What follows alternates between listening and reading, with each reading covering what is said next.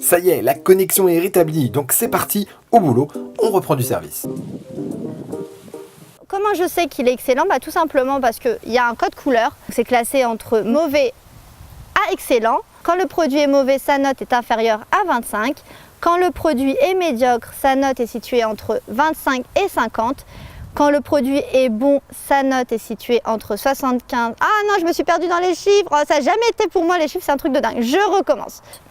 Quand le produit est bon, il a une note entre 50 et 75. Et quand le produit est excellent, eh bien, il a une note entre 75 et 100. Comme là, nos céréales, eh bien, sa note est de 79. Presque les 100. D'ailleurs, j'ai jamais trouvé un produit 100%. J'aimerais bien le trouver pour le mettre tout en haut du podium. Celui-ci, on peut le manger toute la vie. Il n'y a rien de nocif. Bon, de toute façon, il est très bon, hein. Mais bon, avoir un produit à la perfection, ça serait génial. On va le trouver et je vous dirai c'est lequel. Il est déjà tout trouvé, regarde. Alors vous allez me dire, mais c'est bien beau d'avoir des codes couleurs, des notes, etc. Mais sur quoi l'appli se base-t-elle pour savoir si un produit est bon ou pas pour notre santé? Eh bien c'est très simple et je vais vous l'expliquer en 3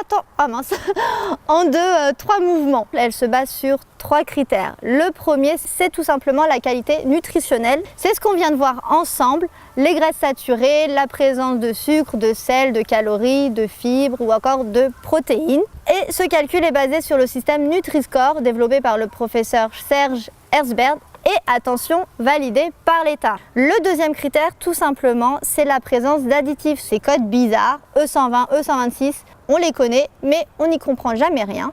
Eh bien, Yuka est là maintenant pour nous dire si cet additif est bon ou si il n'est pas bon. Le troisième critère, c'est tout simplement la provenance du produit, s'il bénéficie d'un label bio européen ou d'un label bio français. Donc pour ma part, eh bien, je dis adieu aux produits nocifs comme tout ça et bonjour aux produits sains et gourmands. À une exception près, je dois vous l'avouer, les bonbons. Une vraie addict, je ne peux pas m'en passer. Et malheureusement, chez Yuka, le seul substitut, c'est les réglisses. Et c'est pas franchement ma tasse de thé et je ne peux pas m'en passer. Donc on continue les bonbons. Mais seulement les bonbons pour ma part. J'espère bien. J'attends le vent. Notre drôle de Parisienne a oublié ses classiques. Maintenant, grâce à Yuka, je sais ce que je mange et je sais ce que j'achète surtout. Et ça, c'est l'essentiel.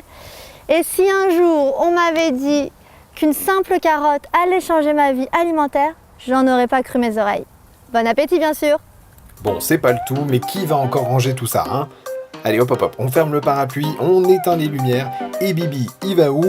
Il rentre dans sa lampe, hein, mais pas pour très longtemps, car la drôle de Parisienne n'est jamais très loin pour de nouvelles idées.